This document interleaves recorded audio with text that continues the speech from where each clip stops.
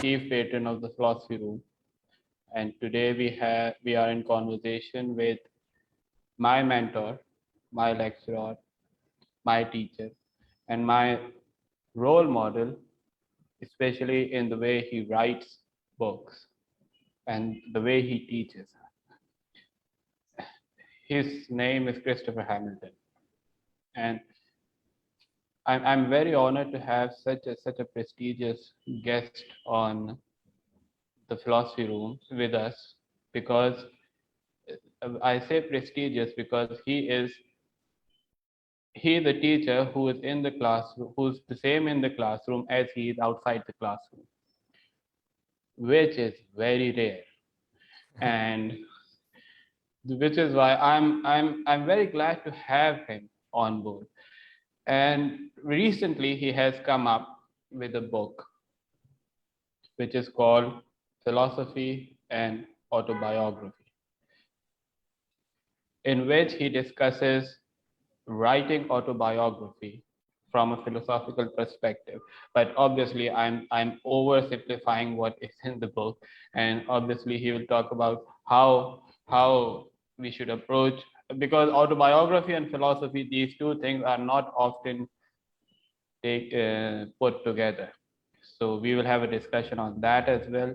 That why is it that autobiography is important in order to understand philosophy, or is it not? Or what's the link between the two? So we will have conversations on the topics that as has been highlighted on the page, which is on tragedy, on autobiography, and on the human condition mostly. So over to you, Christopher, and we are very happy. And also, yeah, we have Federico with us, by the way. When you said my mentor, my teacher, I thought you were introducing me, but okay. We have Federico as well. He's back with us now because he's in Italy, and obviously Christopher he's a multilingual teacher. I mean, he knows Italian, he knows French, he knows English, he knows everything. Christopher, over to you. Well, it's very, very kind of you to invite me. I'm delighted to be here, and flattered and touched, and I don't think I'm as important as all that, but it's wonderful to be here, and I'm really pleased to talk about some of these things with you. So let's begin with the first question and extend the discussion that we were having just before we began the interview. Just we began the conversation, I should say. It's not an interview. As to why is it that when you listen to someone teaching philosophy, a philosopher teaching philosophy, let's say, I mean, a Habermas teaching in a class, and then you meet the same person outside the classroom and have a chat with him, it looks like these are two different people talking. Okay, well, yes, we should of course be fair that and grant that that's not always the case, but it certainly is true that there was a general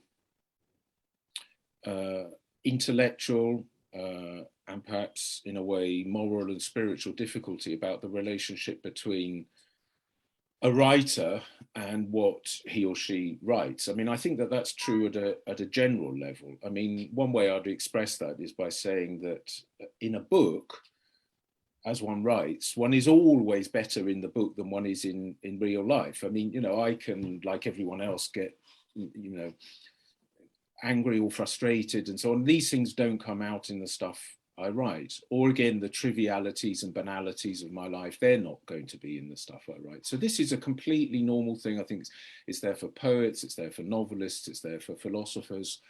There is this gap between how one is on the page and how one is in other parts of one's life. And of course, the other thing to remember is that the other parts of one's life are parts.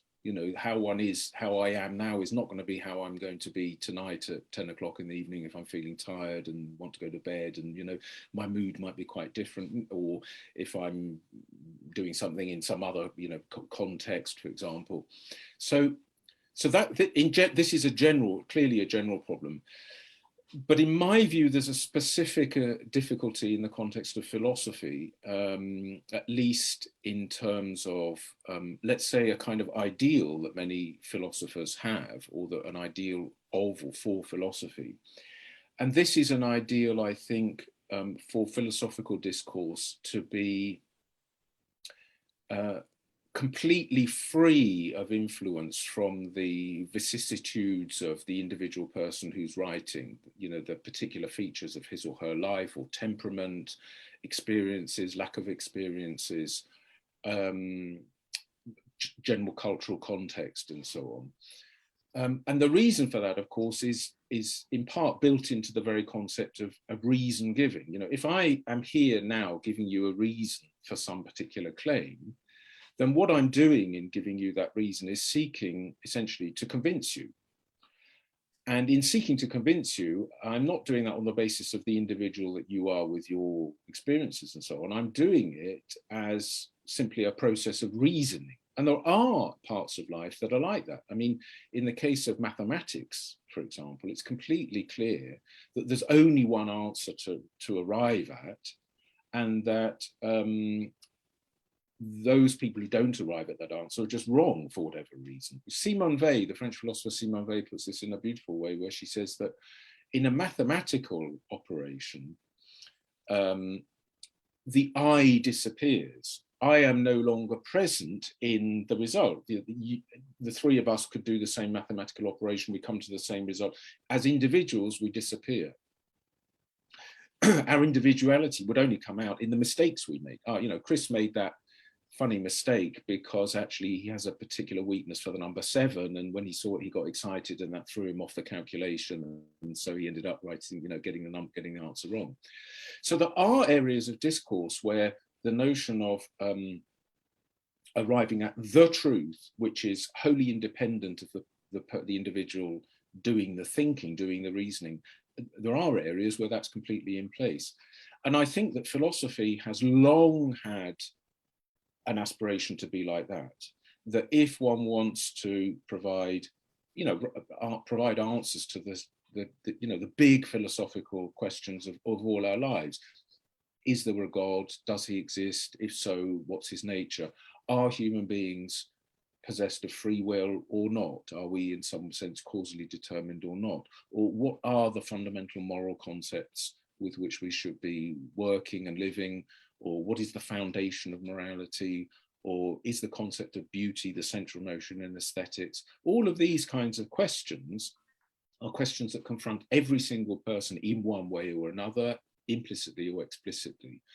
And what philosophers, I think, have hoped to do is to find a manner of discourse which would appeal, I'm simplifying a bit, but this is, I think, basically right. And it's certainly something that Nietzsche says, incidentally. A form of discourse that will be able to arrive at the truth and, as it were, settle matters in the discussion in the same kind, in a parallel kind of way, the way that we can do this in mathematics and perhaps some areas of the natural sciences. And that means that philosophical discourse automatically, as it were, removes itself from the, what I called earlier, the vicissitudes of individual life. The thought is that in my work, Chris Hamilton disappears, and what you read is simply what anyone thinking rationally would arrive at by way of conclusion. And so this means that I think philosophy conceives of itself implicitly as being under tremendous pressure to leave behind, as I say, these aspects of one's humanity, I would say. In a way, I mean, the American philosopher Thomas Nagel wrote a book called The View from Nowhere, and in a way that captures this aspiration, the aspiration that I will understand as a philosopher these questions and respond to them, not from my perspective, your perspective, but from the correct perspective that there is, which is the perspective of reason. And so I think that's one reason why philosophical discourse tends to be immensely seductive. It's immensely seductive because, of course, it gives a sense of control and power, of leaving oneself behind, and so on and so forth. And it looks very, very plausible. I mean, it looks very, I mean, what is it to reason? If I think I have a good reason for something, should I not then should it not be the case that you should think the same thing? You know, and it's true that in the history of philosophy, philosophers, you know, Kant doesn't come along and say, look, it may be a bit like this, you know, in ethics. He says it is like this, and here are the reasons you should believe it. And that looks very, very powerful. And my worries about that come essentially from this, that if, and this again is a thought that one finds in Nietzsche, if philosophers are in fact doing that, as I say, this is Nietzsche's thought, how come philosophers haven't arrived at conclusions that basically all of them can agree on? How is that? Okay, how is it that we're still discussing exactly the same things, plus or minus, now that were being discussed by Plato and Aristotle and so on? If philosophy, if that way of reasoning is a good way of arriving at truth, how come the truths haven't been revealed? How come we haven't arrived at them? And there is no doubt that philosophy, in fact, is a scene, or to use the fashionable jargon, a site of extraordinary debate and endless debate. It's not a place in which conclusions are arrived at and people say, okay, now Kant solved it, you know, or Spinoza has solved it, or whatever. And so it seems to me that Nietzsche's skepticism here about what's going on is right, that actually what we should think of is that philosophers are actually doing something other than they portray themselves often as doing, namely simply arriving at the truth. And they're doing something much more like that which novelists do and poets, which is to create visions of the world which can resonate in truthful ways. Because I'm not denying, of course, that the philosophers can come up with things that we can read and think, wow, that really is illuminating. I mean, there's no doubt, for example, that whether you agree with all the details or not, some of the things Kant, to continue with that example, some of the things Kant is talking about when he talks about obligation and duty and so on are absolutely immensely powerful when thinking about our moral life. So it's not a question of saying there aren't, you know, amazingly helpful, useful, rich concepts here, but it is to say that these are nonetheless visions or perspectives on the world, which, as it were, compete in the kind of way that you can see this, you know, with novelists. You can enter the world of D.H. Lawrence, or you can enter the world of Joseph Conrad, which are very different, very, very different kinds of worlds. And of course, they map onto the ordinary everyday life in various kinds of ways, but they exemplify it and put certain things in the light, put other things in the shade. And my view is that that's what's going on in the case of the great philosophers. The great philosophers, Plato, Aristotle, Kant, Spinoza, Hume, they're offering visions of the world, and they're inviting us into these visions. Another way I put the point is to say that if we are to accept my skepticism about the nature of philosophy, then what philosophers need to do is to be reminded of their humanity. And this is something that I've certainly tried to do in my work. It's a kind of recall to one's humanity in a text.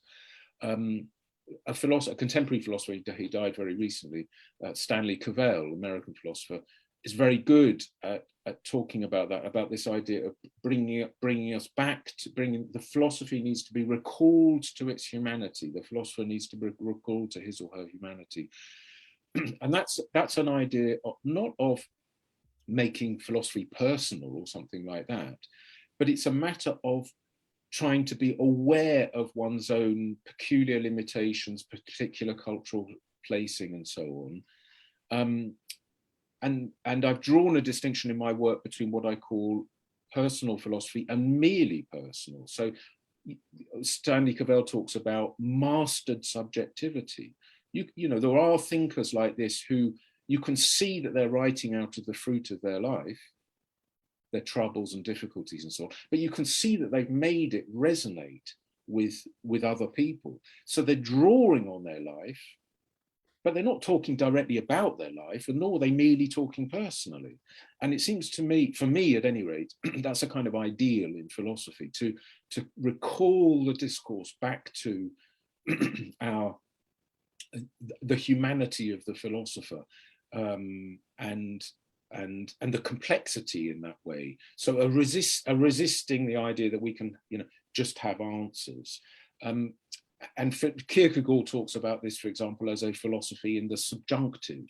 The idea of saying, to put it in another way, as the great literary critic F.R. Leavis says, that in the writing of a criticism of a poem, the critic should write the criticism and then end it with, "It's like this, isn't it?" And it's that "isn't it?" It's that sense of, this is the best I can make of it. I don't know. Could it be like? And that's a matter not simply of tagging on a question at the end, but of a whole style of writing in which one tries to write in a way which is open-ended, open-textured, allowing the reader in and seeking to say, yeah, I've thought about this. This is what I suggest. What do you think? So the idea of dialogue and conversation seems absolutely crucial to me from that point of view. Yeah, starting from what you said at the beginning, what came to my mind is that you said philosophers, they basically do, when they do philosophy, they pretend to do what we do with math operations to remove the I, which is basically an act of self-transcendence, which is fine, which would be fine if at least they admitted it, as you said. It feels like it's an exercise of hypocritical self-transcendence. They're doing something which is fair, trying to go beyond the state, themselves, but they don't admit it, which is something obviously that doesn't help the others, doesn't help someone who reads philosophy for the first time, I think, because then it gets them on a wrong path for a long time until they have to, in a way, have the Wittgensteinian washing, of their beliefs in philosophy.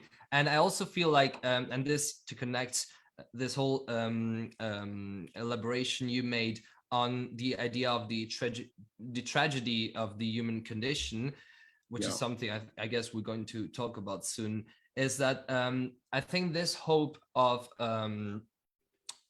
having a universal agreement, which is always implicit in the great traditional philosophers and in philosophy in general, I think it's just really the hope of having a pat on your shoulder regarding your beliefs and regarding your worldview or your lifestyle. Like you present a philosophy, which actually is obviously always a projection, a universalization of your particular point of view.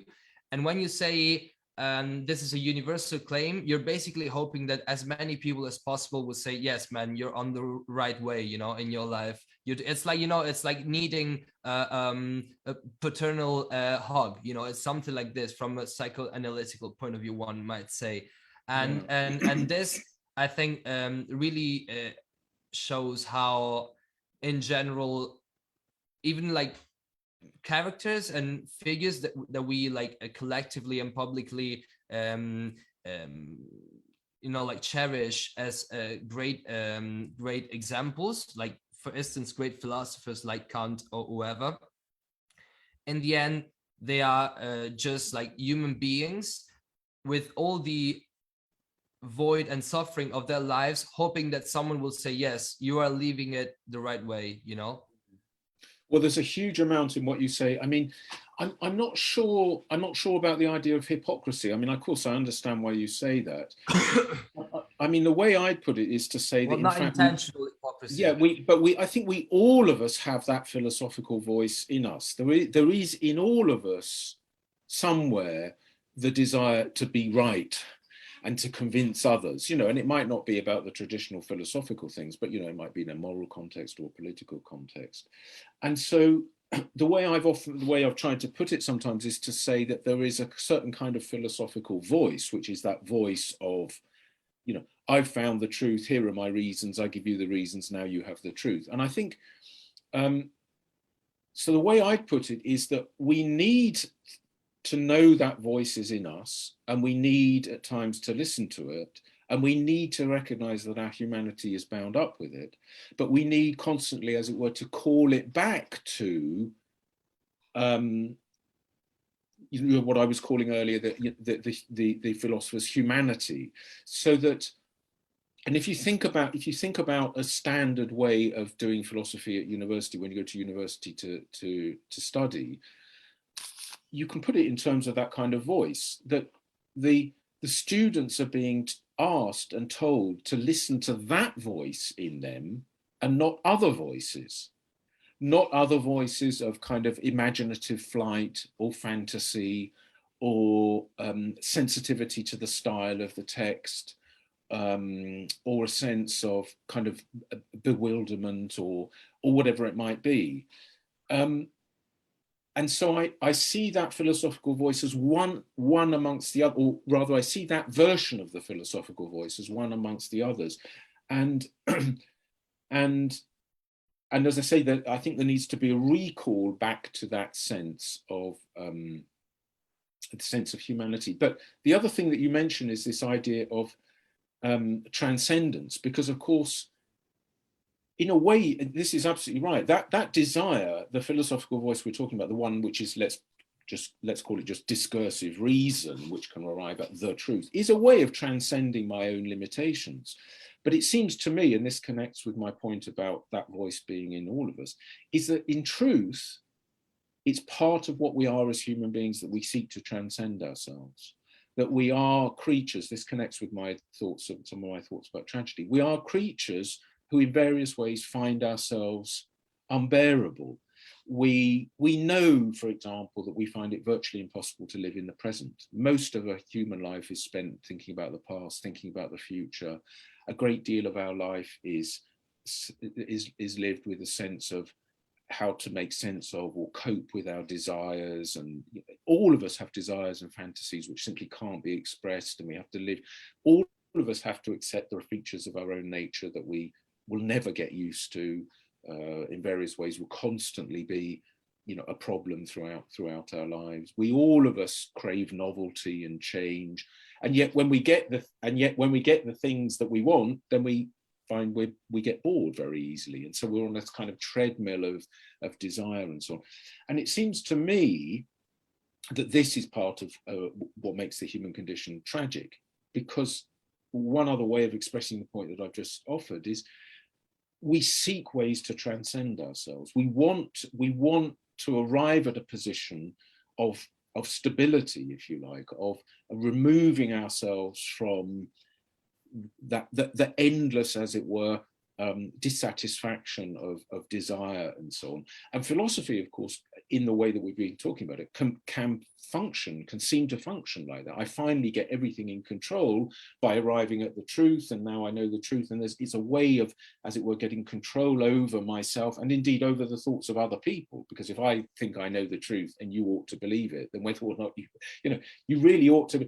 I mean, I've got the proof for the existence of God, and that man on the bus should believe me, even if he can't follow my argument, because I've got the truth. There's a sense of power in that. So I see that recall to humanity as a recall, in a way, to our tragic condition, to our limitations, to our weakness, to our vulnerability. And it seems to me, therefore, that a great deal of philosophy needs to be reminded of its weakness, of its fragility, of its vulnerability, of what it doesn't know. And of course, this is at the root of Western philosophy. This is what Socrates says. The one thing he knows is that he knows nothing.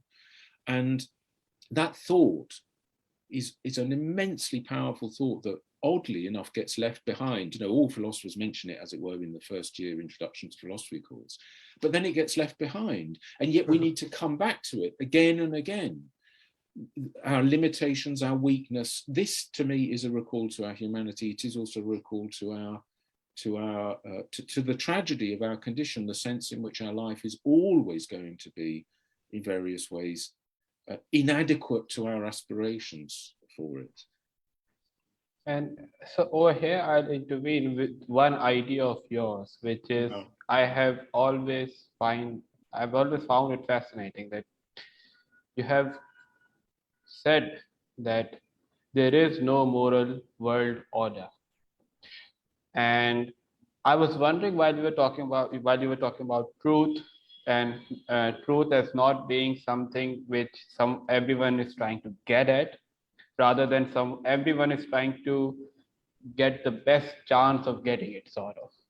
Yeah. And then giving their version of like, okay, this is what truth look like from our perspective, let's say. So how do these two things fit in, these two concepts of there being no moral world order, and then we as human beings trying to get at truth, but just lagging behind, sort of, in a sense that there is no universal truth, but this is our version of it, and what do you think of it? So is there a correlation between these two? Because this also relates to, okay, if we cannot get to the truth as such, I mean, if there is no universal truth, it directly, I mean, it follows that our human condition is tragic, you see. So how are these three things linked? Tragedy, no moral world order, and the absence of universal truth?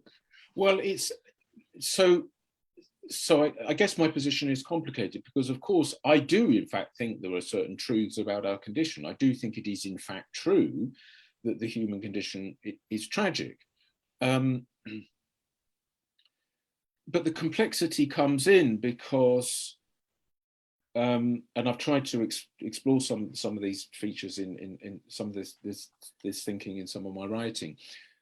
Of course, I know that view of mine that that human life is tragic is not shared by everyone. Indeed, it's not shared by some people whose view on life is something that I completely respect. I respect them as thinkers and human beings, and I'm not talking necessarily about other philosophers. I'm talking about friends and so on. And so it seems to me that what I'm committed to there is two claims. I'm committed on the one hand to this claim: human life is tragic, and here are my reasons. I mean, my reasons include, for example, the inevitability of suffering, a failure and disappointment, the ways in which human beings are in conflict with themselves, their need, as I was saying earlier, for interest and stimulus and desire, and yet at the same time a desire for stasis and a kind of utopian peace. So I can give my reasons for thinking that the human condition is tragic, but I know at the same time, and that looks like I'm then saying to you, so you should think that as well. But I also know that I think what I think in part because of the particular experiences of my life. And I know other people who've had different experiences who would say, yeah, life can be pretty rubbish at times, but I don't see it as tragic in the same way that you do. So it seems to me that this is actually part, for me, that's actually part of the tragic condition, that there's no such thing as my proving that the claim that life is tragic, and I wouldn't even want to do that. I can just offer my reasons, but aware that depends in part on the kind of person I am, the kind of temperament that I've had, the kind of life that I've led. So I think it's true that there is no moral world order, and I think that's part of this tragic condition. I think that's part of what grounds or is bound up with that claim. But at the same time, there are people who have a religious outlook, for example, a Christian outlook, and would disagree with that, and they would give me their reasons. Now, I think they're mistaken, and I can give reasons for that. But at the same time, I can't have anything resembling proof of that. And it seems to me that we in fact do live in that way. We live in a world where of course some views are just corrupt and stupid and barbaric and idiotic. I mean, the classic example that all philosophers and anyone can take is Nazi science about Aryan race or Judaism. I mean, it's obviously threadbare nonsense, even if some people believed it, when some people did. Too many people, of course. But otherwise, there is, as it were, a whole, to use a phrase that Robert Nozick, the American philosopher Robert Nozick, uses in a similar context, there might be a whole basket of other views which could, as he also puts it, I think very nicely in another of his books, he says, these are views that a grown-up human being could believe. And I think there are grown-up human beings I know who believe that there is a moral world order. I remember having a conversation with somebody at the university where I teach, and she said to me, if I didn't believe in God, I just couldn't go on. You know, I just couldn't go on. And I took her to be a sensitive, intelligent, thoughtful, reflective person. Now, at one level, I think she's mistaken, but I wouldn't come along, as it were, and say, look, here are my reasons, stop thinking this.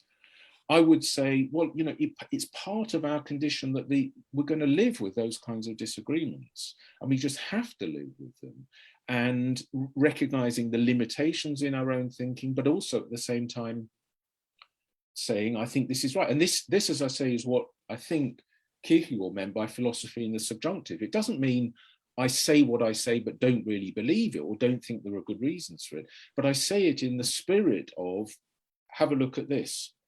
So I, in fact, think it's true. I think there is no God, and I wish there were. I think there is no moral world order. I think, you know, wicked people can flourish and good people can go to the wall, and that's just it. It's just awful, and it's just the way it is in life. You know, and in that I'm in agreement, of course, with many thinkers, but there are also many great thinkers and great human beings who would disagree with that and give me their reasons. I think those reasons don't stand up, but I understand the way, or I try and understand the way these things exist. So the way I'd express it is that I have it's not a relativistic view, but it's a pluralistic view. I think there are, as it were, different truthful worldviews, and some of them are just not possibilities for me, and I just live in a world where I have to accept that. And it's an unstable position. It's an intellectually unstable position, but I don't think that means that it's mistaken. You know, the great French philosopher Blaise Pascal expresses this by saying that human beings have an inextinguishable craving for the truth, but this is never satisfied, not even by any kind of dogmatism. On the other hand, no skepticism ever completely removes them from that craving for the truth. And that seems to me that that's actually part of our condition, that we live longing for the truth, seeking it. We can't give up the truth. We give our reasons. We try and explain things. We try and get people to agree with us and so on. But at the same time, we know that that's impossible. But this is where my view differs radically from a kind of relativistic or postmodern view, because many of those thinkers, and Richard Rorty would be one example, want us to give up the notion of truth. I don't think there's any such thing as giving up the notion of truth. My position is that we can't give it up, but we also know we can't know it. Just as I think every human life has a meaning, but nobody can know the meaning of his or her life. It is a related view that I have, which you may or may not want to talk about. I don't know. I don't know if that answers your question, but that's kind of the way I would try and express it. Can I play the devil's advocate? Because I think we already discussed Richard Rorty when we were in London. Oh yeah, we did. I remember now. And I recently read again a book of his, and obviously my ideas about truth have changed in the last years as well, which is something that really relieved me, because when you change your mind, it means you're alive, which is really good. Yeah, absolutely. I would get worried when I get stuck on some beliefs. Yeah. And but I think that maybe what Rorty was trying to say in the end was that maybe there was no need for real theory of truth for philosophers. I mean, it was just trying to say, okay, when you say that something is true, you're not trying to say anything beyond something is true, you know, like as if like Wittgenstein would put it, you know.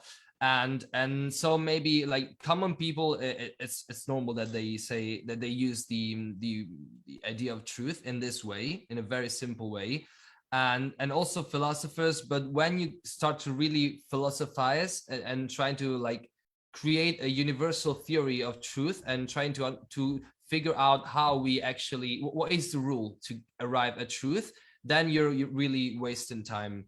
And because actually I brought up Rorty when we discussed in London together, because I always felt like most of your positions are actually overlapping with this. And you two are some of my favorite philosophers. So like I try to, that's you know, nice. you know, you always try to to go your favorite philosophers go hand in hand, you know. And and yeah, I just think that probably it was just trying to say that in university departments it's really a waste of time to try to figure out a theory of truth. For the rest, I also found it out myself throughout the years that it's actually useful to be able to say, I think this is true, you know. Yeah. It's just Sure. No. It's, well, I mean, if of course, it depends on one's reading. It depends on one's reading of Rorty. Of course, I am. I have absolutely no doubt that there are truths. There are millions of them. I mean, it's true that we're now having a discussion about philosophy, and it seems to me that it's, that's a banal and obvious way. Yeah. Though believe it or not, I have met philosophers who would refuse to assent to that proposition. It's true that we are now having a discussion on philosophy. I also think there are scientific truths, and I think in one way there are moral truths. I mean, I think this is the case. I think it's true that, to use the example we had before, the murder of the Jews in the Second World War was an utter barbarity, an inhuman act of gross evil, or however one would describe it. And one thing that's important here is to draw a distinction, and maybe Rorty wanted to do this, draw a distinction between truth and proof. There are things where I can say something is true and I can give you a proof of it. And if, the proof that this is now a glass of water is, your eyes are working okay, your brain is functioning properly, you speak English, you know what I mean by glass of water, there's the proof. And if somebody says, no, actually, this is a rabbit in a hat, well, it's a comic, or somebody doesn't understand English or something, okay? And there are proofs in mathematics and presumably in science and so on. I don't think that that's available at all in any of the areas that we're talking about, the areas of ethics and politics and so on, which is sort of the main area I think we're gravitating on or speaking about. But it doesn't follow from that there's no such thing as truth. And the view that's often given, oh, well, but of course there are people who disagree, is not an argument for thinking that there were convinced Nazis who were absolutely sure that what they were doing was okay, was right. But that shouldn't unseat me in my judgment, because otherwise I'd have to abandon every idea that there could be something like a notion of moral corruption, but that doesn't mean that I can prove the point. So one thing might be, let's stop getting hooked up on the idea that for something to be true in all contexts, we need to be able to provide proof. We do need to be able to provide reasons and talk about and so on, but that's not the same thing as proof. And now it may be that Rorty's point was a point about theories of truth, the way philosophers try to construct correspondence theories of truth or coherence theories of truth. Maybe that was his point. But in his essay on Orwell, for example, he doesn't seem to lay any emphasis on the fact that Winston Smith says, 2 + 2 = 4, and is convinced of the truth of this claim. Rorty doesn't seem to be interested in that kind of way, the idea of truth as such. So I'm not sure, but in any case, I would certainly say that we can't give up the notion of truth. We can't in the way I've read Rorty is saying, we can't be ironic about it. We can't, as it were, shrug our shoulders and say, no, there are lots of things we can do. But if he means we can't prove a certain moral claim, then I think that's absolutely right. And it's probably true. He's probably also right that philosophers have become over-obsessed with the idea of proving moral claims in a way that's not particularly helpful and not particularly true to the way we actually live our lives. Yeah, I think you explained it well, because I mean, he always says that we just need to abandon the idea that we can justify our moral claims to universal audience. And regarding the essay on Orwell, I always found that debate really interesting. And I don't know, like, just to put it like shortly for those who are following, there's a debate between Rorty and I think who was the other? It's James Conant. Yeah, James Conant, and they discuss the ultimate, interpretation we should give to 1984. And Exactly, according to Conant, the idea is that the problem with totalitarianism is what Orwell is trying to show, is that it denies truth. Like 2 + 2 is 4. Well, according to Rorty, we should read Orwell as if is trying to say the problem with totalitarianism is that it denies freedom. And I think what Rorty says is maybe more is trying to illuminate on the political and aspect of totalitarianisms. Like, okay, I can believe that there's something true, but if I'm not able to express it, if there are bad consequences for it, if my society doesn't allow me to be myself and to claim something which I believe to be true, then truth is sort of useless at that point. I think that is what he's trying to defend. The idea that at that point, there's really no need to read things in terms of truth, because truth doesn't matter anymore if there is no freedom in this sense. This is my interpretation. I don't know. I mean, I mean, it seems to me, funnily enough, I reread 1984 only, I think last year or year before, and I was really struck by the emphasis on truth, and the whole mechanism of controlling the past, and all the the ministry. It's called the Ministry of Truth after all, isn't it? So anyway, let's not get too bogged down in a particular reading of that. But that's my sense of the. I'm trying to distinguish my position. I'm trying to distinguish my position from a relativist position, even though I certainly want to accept a kind of pluralist view. I mean, in some ways, the view I offer is, a version of a certain kind of liberal view. That there's no one true way for all human beings to live.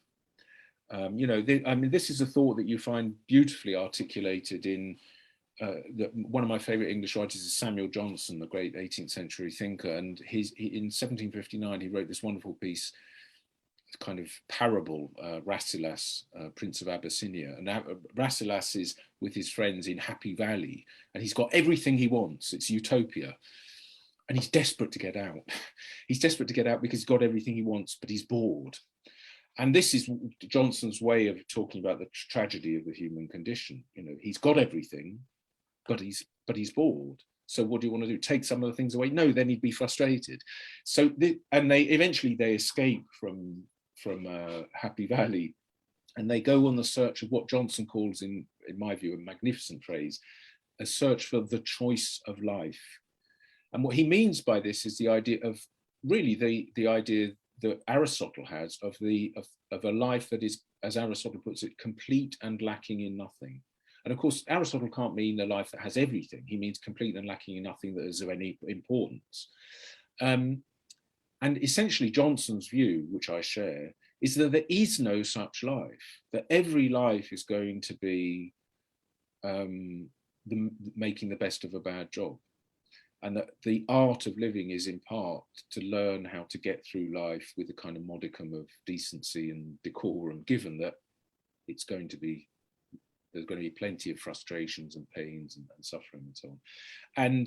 And so they go on through, having escaped from Happy Valley, they meet different people, each of whom says, I found the answer to the meaning of life, live as I'm living, and each time they find that it's not the case. And the final chapter is the the title is Conclusion in Which Nothing is Concluded.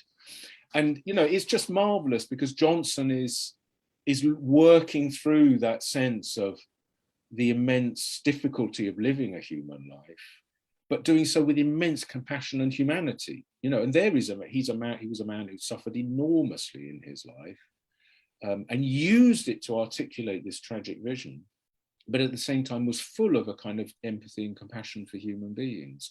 There's a great moment where he gave some money to a beggar, and one of his friends said, "Oh, you know, the beggar will just go and spend it on gin or something," and he replied, "We all have need of sweeteners in our life," you know, and it's right. He's right. We all of us have our things that we do to turn off, to distract us, to stop us thinking, to stop it, the crazy mind consuming itself.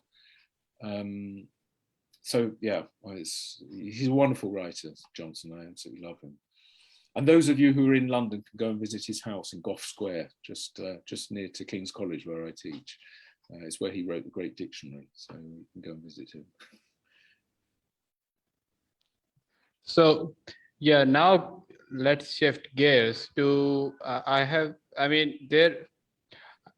so once you wrote about tragedy, then you decided to write about biography, autobiography, and philosophy.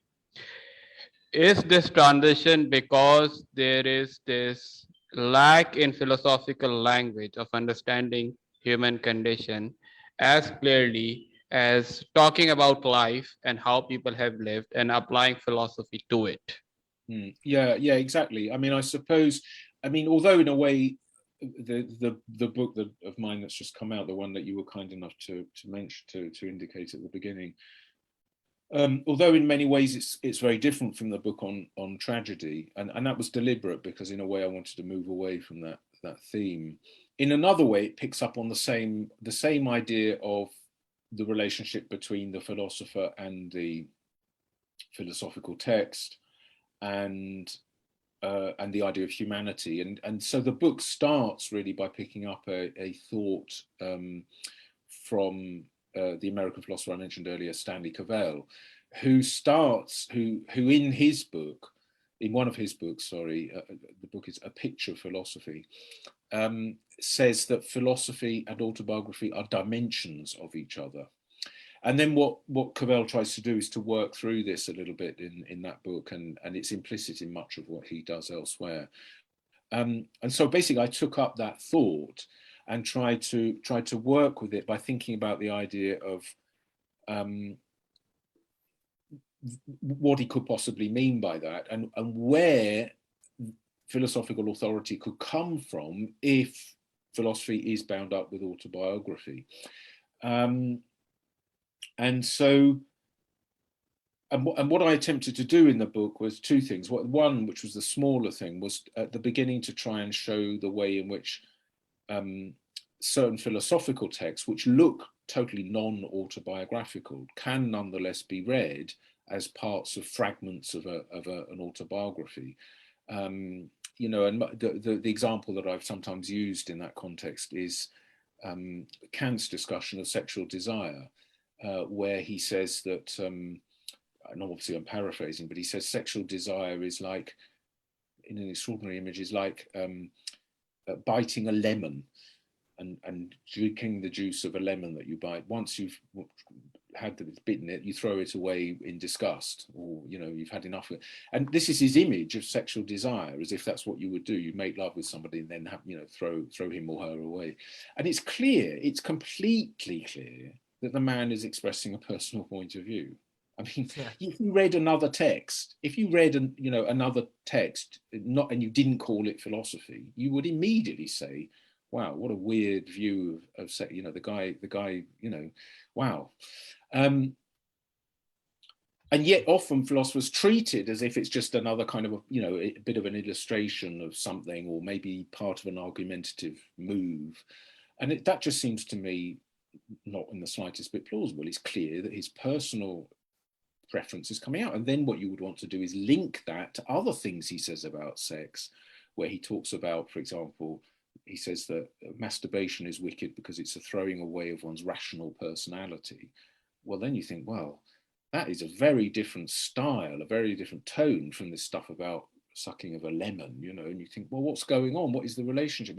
Why is this way of speaking considered philosophical and this other is merely illustrative or something? So there are really interesting questions around this. And so in the first part of the book, what I try and do is to suggest that actually some philosophical texts could be considered to be at least fragments of autobiography. And then what I do is I look at 6 autobiographies. And and in fact, they all turn out to be autobiographies of childhood. That wasn't a particular choice on my part. I just found that I gravitated towards them, and so wrote a final chapter in which I tried to explain why I thought these were of interest to me. And there are 3 autobiographies by philosophers and 3 by non-philosophers. And what I'm trying to do, of course, is to break down the sense that we, as it were, know what philosophy is, and that we know what autobiography is, and so we know what the links between them are. The whole point of the book is to try and muddy the waters and make and leave the reader with a sense that those categories, this is philosophy, that's autobiography, these categories are not very helpful for trying to think about reading these texts sensitively. So it is about this theme of the relationship between a human being and his or her life as expressed in the autobiography and philosophical reflection. So I try and show in which philosophical ideas, classical philosophical ideas, come out in various ways in these autobiographical texts, are also undermined and so on. So to give one example, let's try and make this clearer, perhaps the clearest example in the book of this is I look at Sartre's, Jean-Paul Sartre's autobiography, Les Mots, Words, and I relate that to themes in Being and Nothingness. And I essentially raise the following question, because it's completely clear that he interprets his childhood in categories that come from Being and Nothingness, the book he wrote some 20 years earlier. And so I say, well, where is the philosophy and where is the autobiography? Is he rereading his childhood through categories he developed in the philosophical text? Or is the philosophical text, on the other hand, derived from experiences that he had in his childhood? Experiences of play, acting, and so on, all the famous Sartrean examples. And what I try and show is that it's actually not clear. It's not clear whether we should say his childhood gave him a chance to see the truth, the philosophical truth, which then gets expressed in the philosophy, or that actually he's working through in the philosophical text certain kinds of peculiar preoccupations that he brought with him from his childhood. So I'm trying, and that doesn't mean we shouldn't read Being and Nothingness and take it seriously philosophically. The whole point of what I try and do in my work is to say, we don't really know what philosophy is, and we don't really know what autobiography is. Let's try and think about them without assuming that we know. And that will be one example of the kind of thing I'm trying to do in that book. And I do that in all the other chapters, but that's probably the clearest example.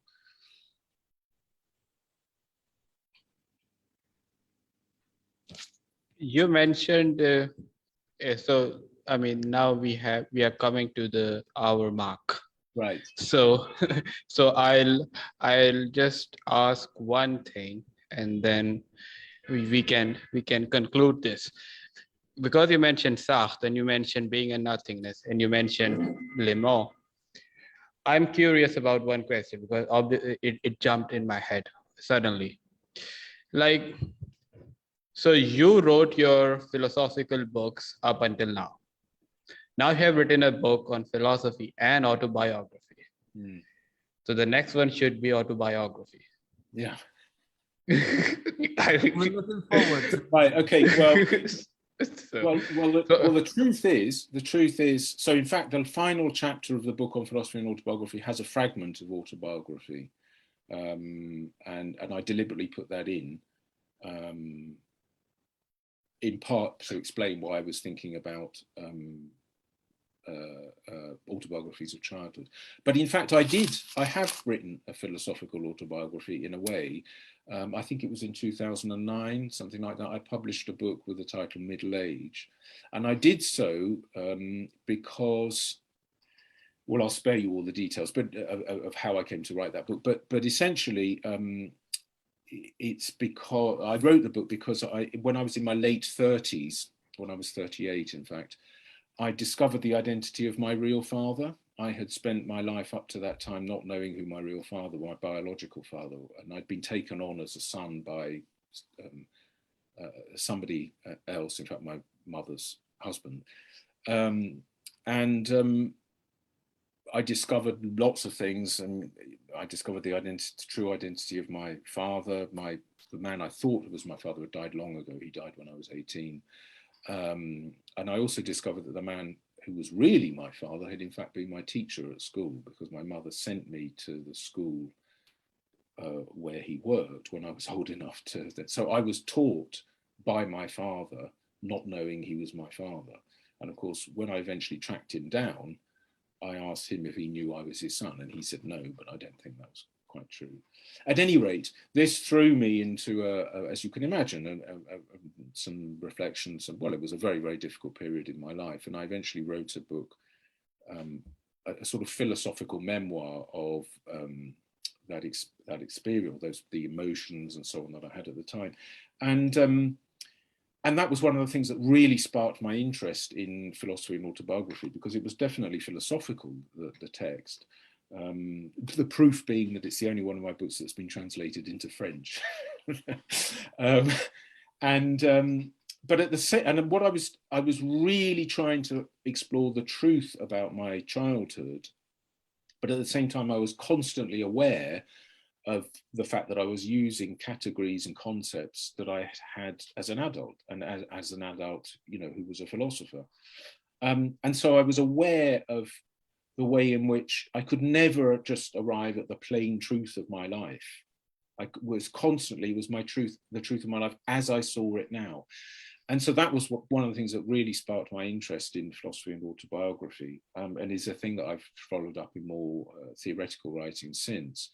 This sense that any telling of the story of a person's life is always going to be something that is, as I put it, essentially contested. There can always be another version. And so on. I notice it's 2 o'clock here in London, so I'm going to stop just in case you need to stop, because I don't want to.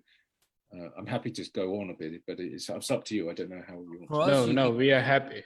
You're happy, okay. Yeah, we are okay. I wasn't sure if it was, everything was going to come to an end, the world was going no. I mean, we thought that bomb is going to explode. Okay, that's good. Yeah, so I've tried to develop this in terms of actually a variety of ways, including thinking about the meaning of a human life, because it struck me that in the telling of my life, of course, I was trying to arrive at the truth and tell the truth. But I was also aware, and at a more general level, as I began to think about these things, I became more and more aware of how different versions of the same life get written. And sometimes it's when, in biographical work, for example, sometimes it's when new facts come to light about the life, but sometimes it isn't that at all. It's somebody offering a completely different perspective on that life. And I suddenly began to realize how this is, in fact, as I see it, true of the human condition. I can tell the story of my life, but the story of my life can be told using many, many different kinds of concepts and categories, picking out certain features of my life which might have struck me as not particularly important, and so on. And of course, there might be versions of my life that would be absurd fantasies, but there are other versions. It may well be that there are plenty of versions, and you think, well, which is the correct one? I mean, to give one example, you could give a reading of different people's lives from a Christian perspective, or psychoanalytic perspective, or Marxist perspective, and a lot will depend on how plausible you think those theories are, and so on. And they might even be in terms that are not available to the person. There are biographies of Luther written from a psychoanalytic perspective that Luther couldn't possibly have written about himself, because psychoanalysis didn't exist as a theory. But does that show it's incorrect? No more than psychoanalytic interpretations of Shakespeare's plays show that they're, are mistaken, because Shakespeare couldn't possibly have had access to that theory. So I began to think that this is a deep feature of a human life, or the human condition, that each of us has a life which has a meaning, but each of us can only, as it were, see that meaning in part. And that the story of our life that each of us tells is just one possible version, and need not be particularly authoritative. It may well be that some people live a kind of lie, live an empty, shallow life, but of course can't see that at all, but it can be seen by others. Or it could be that some people's lives are corrupt or stupid or foolish. And this is, but those people can't see that, and so wouldn't tell that story, that version of the story of their life. And this is actually quite common. If you start to think about it, you realize that that's completely normal. It's completely normal for me to be not sure about my states of mind. You know, the classic thing where you're talking to somebody and the person says to you, oh gosh, you're terribly angry. I'm not bloody angry. You know, it's like that. I mean, it's a kind of comic way of putting it, but it's that sense that I don't know about my own condition. And so I've tried in later work to develop this thought to the effect that each human life has a meaning, but no one knows what that meaning can be. And this connects with my thought that there's a truth about human life, but nobody can know what that truth is. And incidentally, I think this picks up on some thoughts that you find in the writings of Hannah Arendt, who essentially says that strange sense in which she says no one is the author of his own life. And what she means by that is, I think, some of the things I've just said, that my life is, as it were, out there in the world. You know, the stories that people will tell about me, the narrative that people will give of my life might be quite alien to me, but actually might be more truthful than any account I give. In fact, probably are likely to, since human beings are so self-deceived and so concerned to defend their own ego. Probably somebody else can see some of these things much better about me than I can, and vice versa. So she says that a lot of the great, philosophical views about the role of God in our life, for example, are attempts to fill up that gap, fill up that sense that nobody is the author of it, that there's a kind of weird kind of aporia in a human life, that I lead my life, but I'm not its author. I can't tell it's the story completely. And that seems to me at one level extremely liberating, because it seems to be true, but also, of course, pretty scary. Because of course, if one can't know the truth of one's own life, then that, or the meaning of one's own life, that's a frightening thought in some ways. Okay, so while you said about Arendt's quote that no one is the author of his or her own autobiography, what about Kleist? Isn't he an exception? Why do you say that? What's your thought? In case the way he approached life, and then he concluded his life as he wanted to conclude it. But I could conclude my life. I could be leading my life exactly as I want to, and I could point to certain things in my life and say the meaning of my life is those things. That gives me meaning. But it might well be nonetheless that that's only one version of, the fact that I get the things that I want, or the fact that my life seems meaningful to me in a certain kind of way, doesn't mean that it is in fact meaningful. There are plenty of people who lead, vile and corrupt lives, or lives that you would judge to be banal and foolish. And it's not completely clear that my view or my life will be the correct one to as it were, that's the answer, that the account I give, for all of the reasons I've given, including the self-deception. So of course there is an issue. There's an issue about, there are different issues here in the question of meaning. One is the meaning I think my life has, the meaning I find in my life, the meaning my life might actually have. And then there's a meaning of human life as such. We've been talking about that implicitly. My view is, as I've been saying, that human condition is tragic. So I would say the meaning of human life is tragedy. And that is reflected in individual lives. But that doesn't mean that some people wouldn't be, lead lives of great fulfillment and richness and all that kind of stuff. Indeed, as Orwell puts it in a beautiful line, he says, most people get a lot of fun out of their lives, but life is basically suffering, and only the very young or the very foolish would deny this. But it's important what he says at the beginning: most people get a lot of fun out of it, and it's true, because the tragic view, in my opinion, doesn't mean that life isn't worth living. Indeed, I think that part of the meaning of life consists in being honest about our weakness and fragility and so on. Well, also over here, I would want you to expand upon one sentence which you have written in this book. Ah, right. Living Okay. philosophy. Because I really love that sentence. And when I remember teaching that sentence to students, and they were awestruck when I said the sentence. Life is not full of problems. Life itself is a problem. Mm.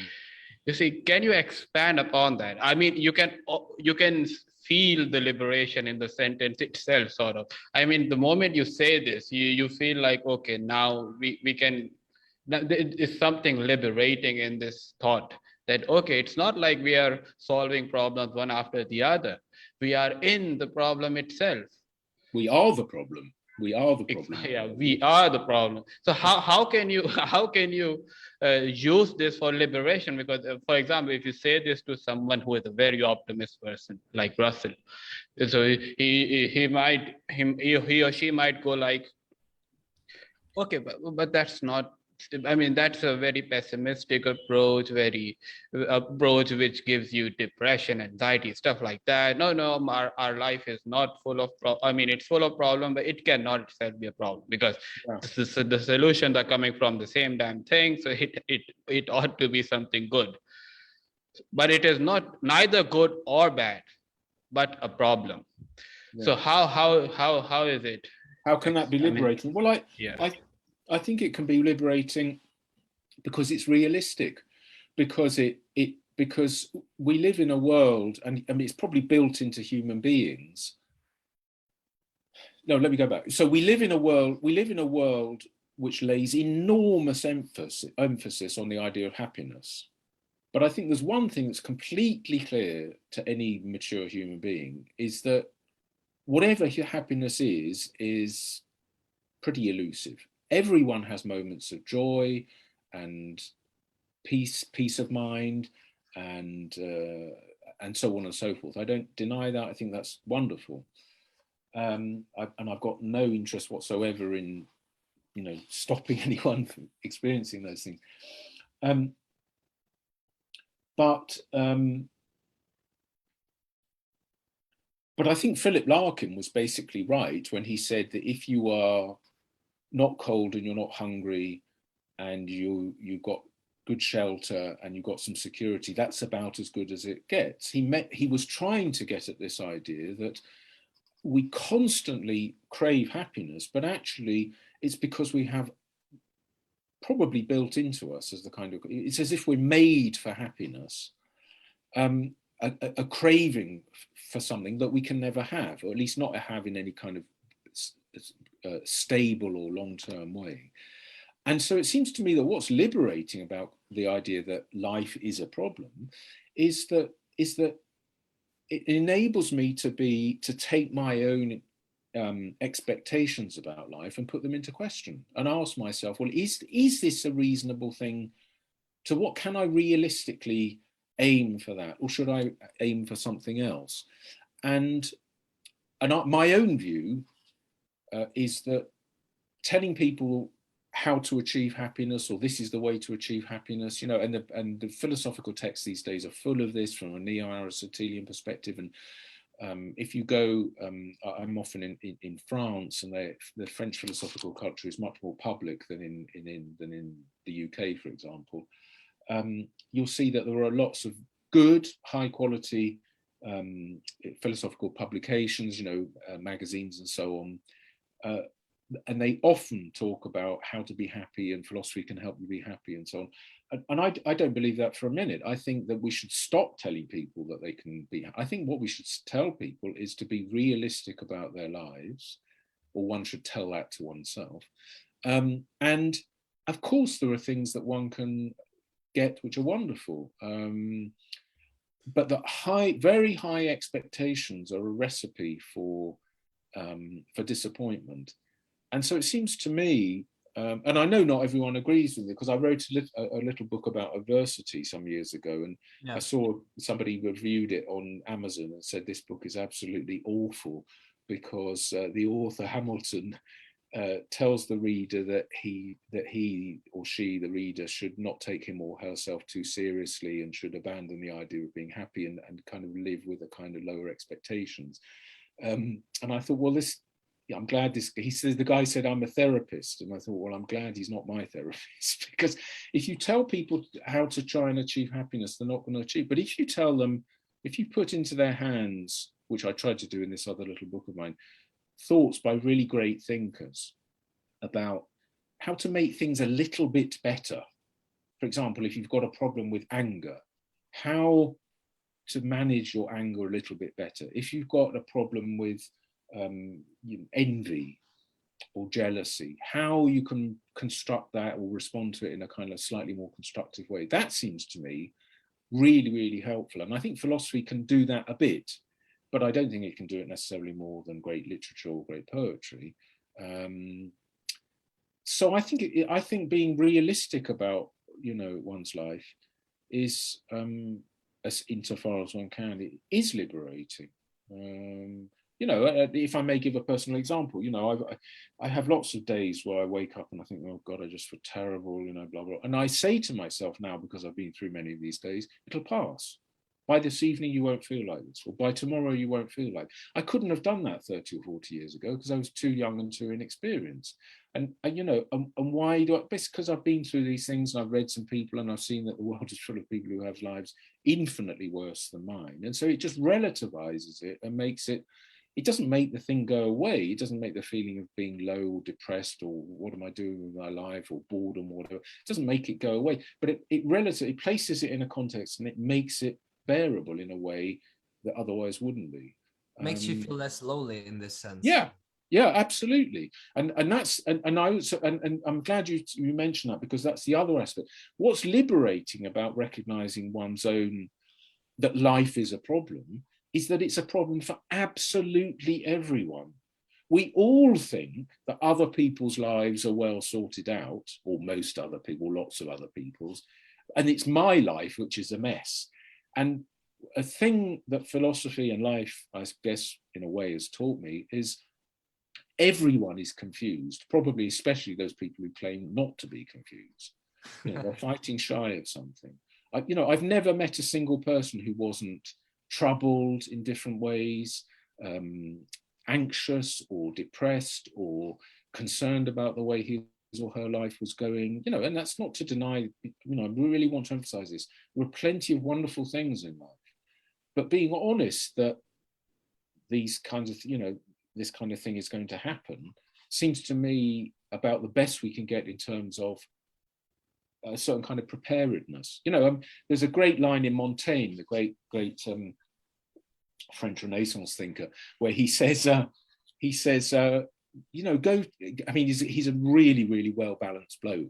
And he says, go to a party if somebody invites you, but at every party they should wheel in a dead body to remind the people that, you know, that death is there around the corner, and you'll enjoy the party more because you'll see how, and in fact, once a student of mine invited me to a party, and he sent me a message and he said, Chris, come to my, whatever it was, 21st birthday party. But he said, but please don't bring a dead body with you. I thought it was marvelous. But, you know, Montaigne is he's making light of, and at the same time being very serious about, he's being comic about, but he's being tragic about the same thing, the party and the you know, the body that you bring along to remind you of the shortness of life. And there seems to me a tremendous kind of lightness in that. Tragedy has actually got an aspect which is comic, as that kind of example I think brings out, because comedy is as it were in part accepting that you can't really have much control over your life. The area of control that one has over one's life is much more limited than one likes to imagine. Yeah, I mean, and also the best comedies are usually tragic comedies. So yeah, I mean, absolutely. Right? Absolutely. I mean, we have fun thoughts in Italy in this sense. Yeah. One of my favorites. And I've got two questions just to end it. I mean, these are very genuine questions in the sense that I want the answer from you. I wouldn't ask them, you know, like just randomly to anyone. The first one is when you mentioned Hannah Arendt and you said how she explains that no one can be really an author of his or own life. My personal approach in finding meaning in life has, I mean, for a long time being the idea of try to be author of my own life. I think the reading of Nehamas on Nietzsche really inspired me in this sense, and also like some insights from Oscar Wilde, you know, about the idea of making a piece of art out of one's own life. Yeah. And this idea of, you know, trying just to be author of your own life, also in the sense of being free, of making your own law, has always given me a sense of fulfillment, of hope, of guidance, of, you know, like and yeah. So my question is, what do you think about this? Since you mentioned that quote from Anna Arendt, what do you think about this idea of trying to be author of your own life in a way? I mean, of course, you might end up not being really an author of your own life, but try to be, you know. So seeing your own life as a piece of art of which you're an author. And the other question is, maybe it's just an observation and I want to hear your thought about it. When I think about evil people, you know, or like, you know, whatever, like people are leading a life that you might say is self-deceptive, for instance. My first idea is not really to say, yeah, they're self-deceiving, you know, agents. It's more like, okay, they believe in what they're doing. They are like this, you know, like this, like I take this inspiration from politics, you know, like very often people think that fascists, they are just people who like, you know, like grew up in the wrong way. And you know, and maybe, you know, if you educate them more, maybe they will change their minds. My idea is that no, actually there are people who believe these things, and as much as I believe my things, so they're just my enemies. Mm. Yeah. Yeah, so these are my two questions. Well, I'm not sure what the second question is. I mean, no, the second one is more an observation, and the question is, what do you think about this? Okay, so on the first thing about Hannah Arendt, and yeah, her claim about not being the author of one's life is not the claim that one can't decide to live in a certain kind of way.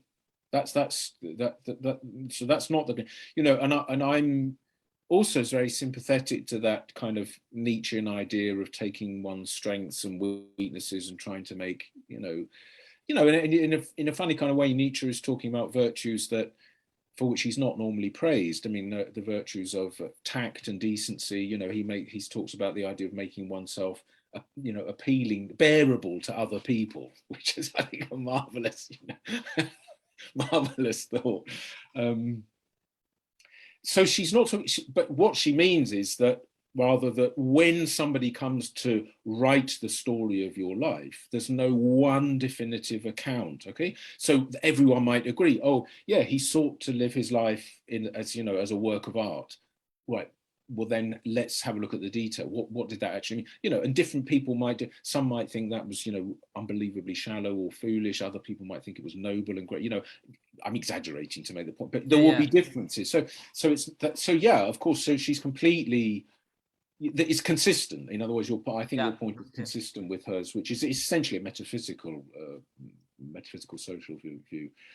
I mean, the other point is, of course, the world is full of people who live in ways that one finds horrible or scary or shallow or silly, or on the other hand, deeply noble and admirable and worthy of imitation. That's absolutely the case as well.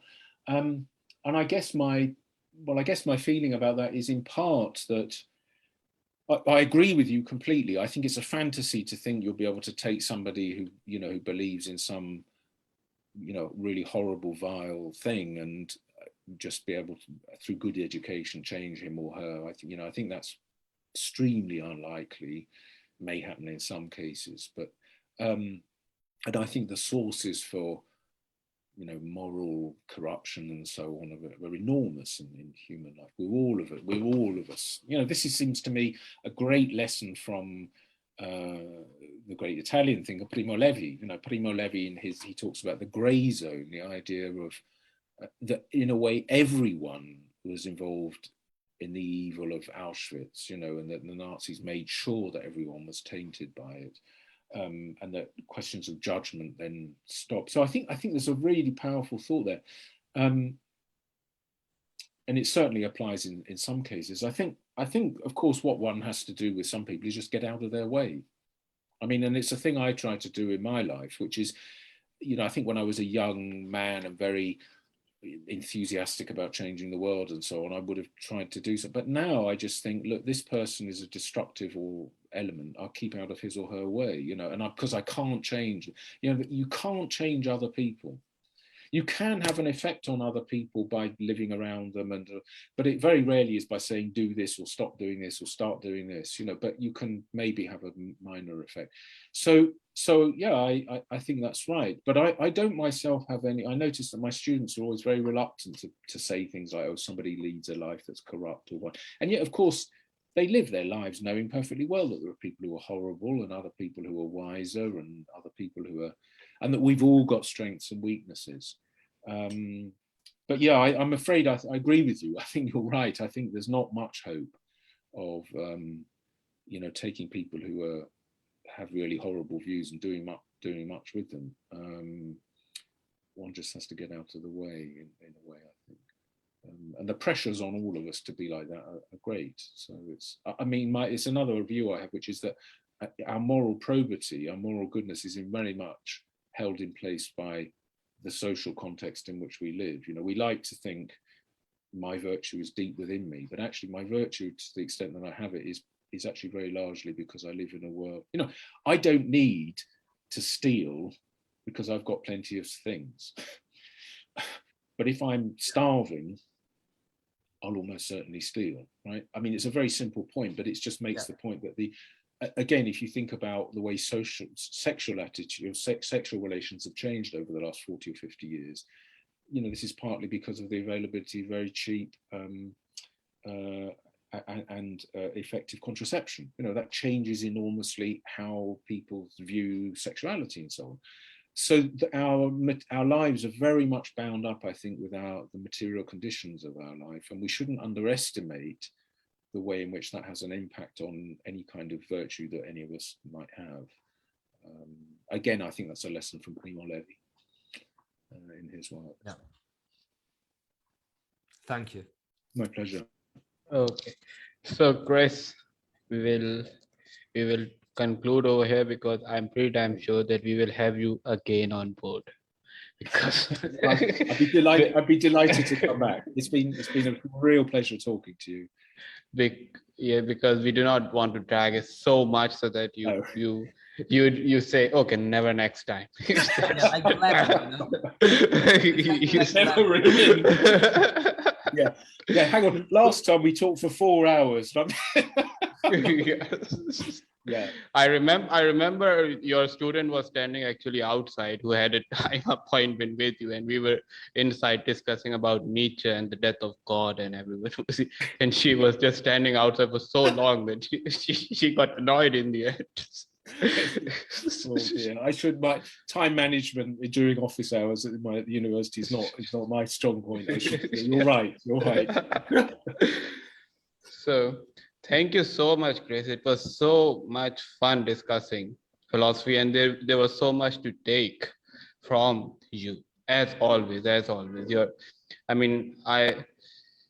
Federico and I miss so much going with you to Cafe Nero, getting coffee, then going to your office. I still remember that scene so vividly. So hopefully we'll have you back soon, and because there is so much to talk about in your book. I've been reading your book a lot lately, as I also informed you, because we are deriving our ideas for the Bard review from your book, and it is just fascinating to have your book with us and to have you with us in person. And in conclusion, I would recommend if Federico want to say something, and then please, Chris. Yeah, I just want to thank you, and I'm sure we'll keep in touch. And yeah, next time we'll have another conversation like this. I hope it's soon. Yeah. Well, thank you both of you, and to anyone else who may have been listening. It's been a real pleasure. It's a privilege to be invited and to share one's thoughts. Thank you. I really appreciate it enormously. Thanks very much indeed. And yes, and do invite me back again. I might get a larger glass of water next time. Or beer. Oh, beer. All right. Thank you very much. Both Thanks, Chris. Thank See you again. Bye now. Bye. See you. Take care. Take care.